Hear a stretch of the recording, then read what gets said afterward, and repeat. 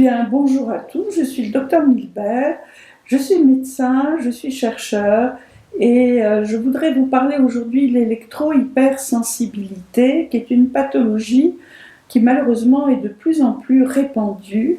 J'ai eu la chance de rencontrer les premiers électrosensibles avec Jacques Benveniste aux États-Unis, c'était en 1997, et d'assister quelques mois plus tard à la grande conférence sur les champs électromagnétiques, sur les thérapies par les champs électromagnétiques, pour être plus précise, qui s'est tenue à Bologne en juin 1997. Et là, effectivement, il y avait les premiers rapports américains sur la situation de personnes qui présentaient des symptômes d'électro-hypersensibilité. Ces symptômes d'électro-hypersensibilité, je vais d'abord les répertorier. Effectivement, c'est des symptômes comme des migraines, des maux de tête, ça peut être des vertiges, ça peut être des troubles visuels, ça peut être des acouphènes, c'est souvent des palpitations cardiaques, des brûlures cutanées. L'impression que les personnes ont, c'est de brûler littéralement. Dès qu'elles sont dans un environnement électromagnétique, ça peut être au contact de leur téléphone portable, d'un DECT, de problèmes d'exposition à une antenne relais qui est trop près, la Wi-Fi, et souvent donc les personnes déclenchent des troubles extrêmement importants qu'ils ne comprennent pas au départ, et puis par chance ils tombent sur des vidéos que j'ai déjà faites sur internet, et la plupart m'appellent en me disant je pense que grâce à vous je sais ce que j'ai, et effectivement ils ne se sont pas trompés. Des fois, les personnes ont erré littéralement pendant plusieurs mois, voire plusieurs années, ne sachant pas ce qu'elles avaient et n'ayant pas fait le lien avec l'utilisation, par exemple, de leur ordinateur ou de leur téléphone portable ou de la Wi-Fi, de la box, par exemple. Et c'est des personnes qui arrivent dans des états très de grande perturbation. Donc, moi j'avais une patiente qui était médecin, qui a fait plusieurs bilans partout, à la Pitié-Salpêtrière, à l'hôpital Cochin, pour s'entendre dire que finalement elle avait certainement un problème psychiatrique, ce qu'elle n'a pas accepté. Donc elle est allée direct sur internet, elle a rentré tous les symptômes qu'elle avait et elle s'est aperçue qu'elle était électrosensible. Donc elle a appelé une personne pour faire un diagnostic chez elle, faire des mesures pour être exact, de champs électromagnétiques, et elle s'est aperçue qu'elle dormait en fait dans un lit où il y avait une box, la sienne, qui était au pied du lit, et une autre qui était derrière sa tête de lit, derrière le mur de sa chambre, et qui correspondait à la box d'un centre médical. Et bien évidemment, elle souffrait de plus en plus, elle travaillait sous morphine, tellement elle était en douleur. À partir du moment où elle a fait effectivement la pause de protection, évidemment, du jour au lendemain, elle n'a plus ressenti ces troubles, mais elle a dû longtemps faire des démarches pour analyser ce qu'il lui fallait comme protection, ce qui était le plus adapté, parce que chaque patient est différent. Donc on peut partir sur l'optique du diagnostic. Bon, donc ce n'est pas une maladie psychiatrique, on est bien d'accord, hein, la plupart des gens sont dirigés vers la psychiatrie, ce n'est pas une maladie psychiatrique, c'est bien une pathologie dont souffrent de plus en plus de personnes. Ce n'est pas une maladie forcément liée à une allergie. Au départ, avec le professeur Belpomme, avec qui j'ai travaillé à partir de 2007, nous avons pensé qu'il s'agissait peut-être de phénomènes allergiques, d'autant plus que l'histamine était élevée, mais l'histamine dans le sang est élevée parce qu'il y a une souffrance cérébrale.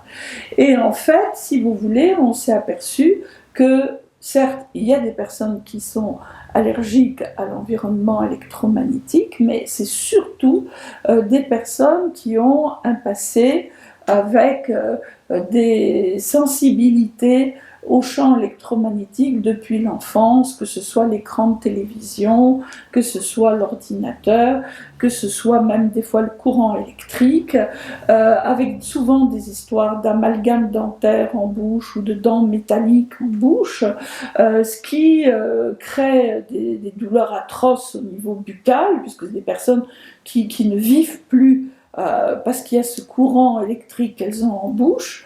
Il y a aussi des personnes qui ont la maladie de Lyme, ou qui ont des états infectieux liés effectivement à des piqûres d'insectes, mais ça on l'a bien développé auparavant. Et donc cet état inflammatoire au niveau cérébral les rend beaucoup plus sensibles à l'environnement électromagnétique. Et puis il y a des personnes qui ont des séquelles d'accidents graves de la colonne cervicale, de la boîte crânienne, et effectivement il y a des déséquilibres qui font qu'elles sont sensibles à cet environnement électromagnétique. Et puis je pense qu'on trouvera certainement d'autres causes, en tout cas vu l'installation du Linky, vu l'installation de la 5G, nous voyons une explosion de nouveaux cas, et en particulier chez les enfants, chez les adultes jeunes, qui souvent vont directement sur Internet et découvrent qu'ils ont cette problématique d'électro-hypersensibilité. En tout cas, cette pathologie peut se combattre. C'est vrai que le plus tôt on la diagnostique, le mieux c'est. Donc on peut la diagnostiquer à partir des symptômes. Donc n'importe quel médecin en France est en capacité de faire un certificat comme quoi la personne est devenue électro-hypersensible. Cela peut même être pris comme une maladie, on va dire, reconnue au niveau de la médecine du travail, quand cette électro-hypersensibilité survient au niveau du travail, parce que les employeurs sont quand même censés, depuis janvier 2018, de protéger leurs employés par rapport à la toxicité de l'environnement électromagnétique, en particulier quand les gens travaillent en open space ou sont près d'une box Wi-Fi.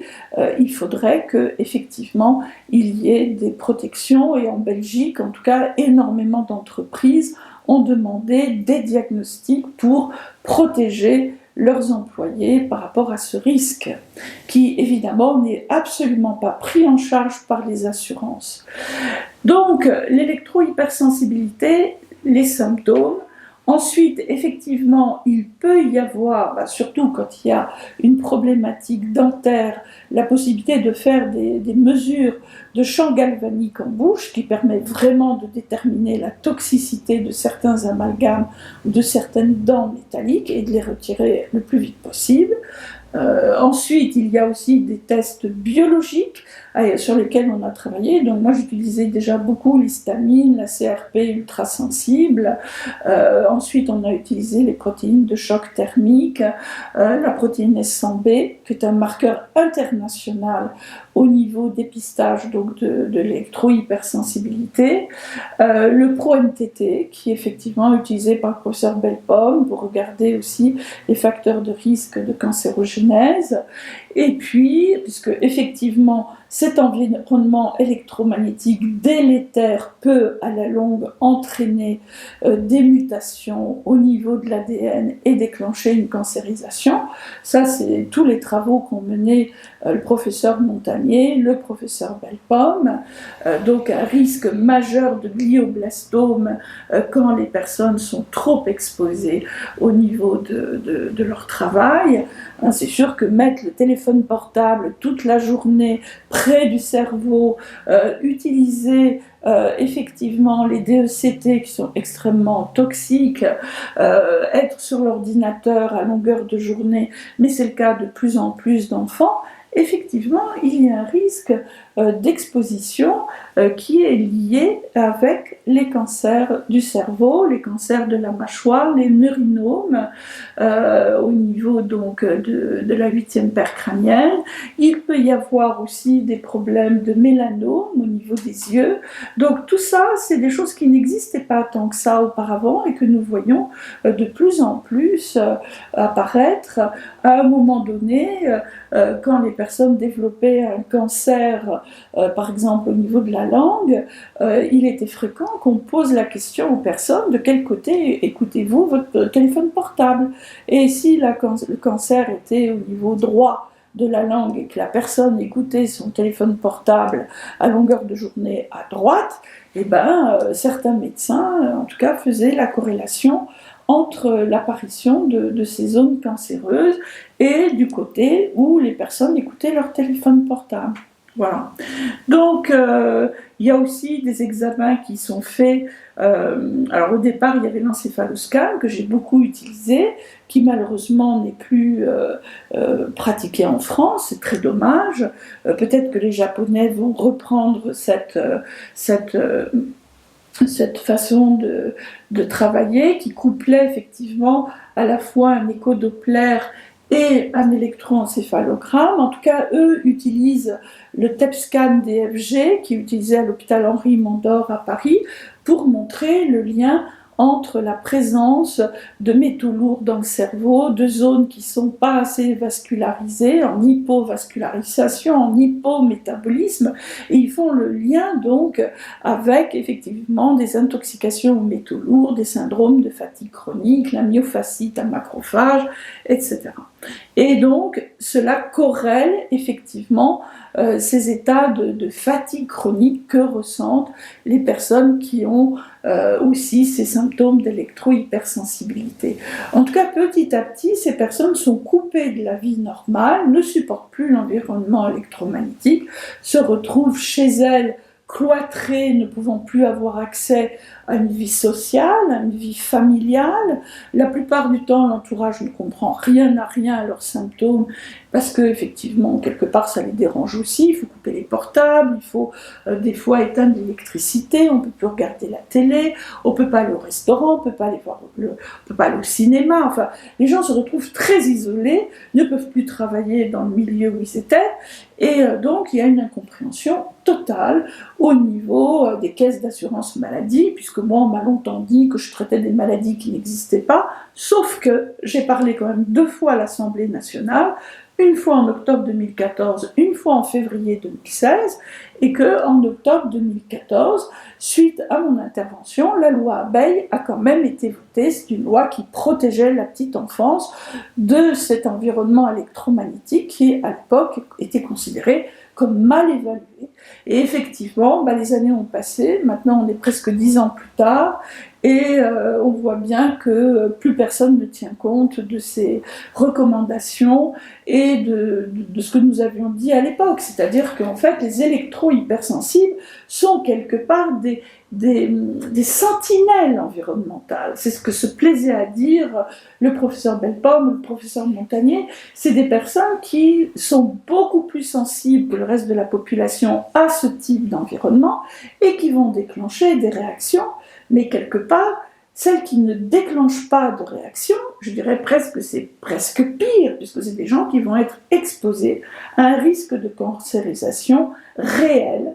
Et ça, on l'avait redit en 2016 à l'Assemblée nationale, devant un auditoire où il y avait énormément de médecins du travail et qui avaient bien pris note de ce problème-là, au niveau des entreprises. Et effectivement, il y avait des avocats comme François Lafort qui étaient là et qui avaient bien pris note que, effectivement, certaines personnes exposées à cet environnement électromagnétique pouvaient développer des pathologies graves, en tout cas, qui les coupaient vraiment de leur environnement familial et social et professionnel. Voilà, en tout cas pour aujourd'hui, je voudrais que vous sachiez qu'il y a des traitements qui existent. Effectivement, ces traitements c'est bien sûr des vitamines, en particulier les vitamines du groupe B, des oméga-3, le ginkgo biloba qui est un protecteur cérébral, un réparateur de cette barrière hémato-encéphalique qui est très abîmée, mais c'est surtout revoir notre environnement électromagnétique tous ensemble, car c'est un problème de société. Merci à tous.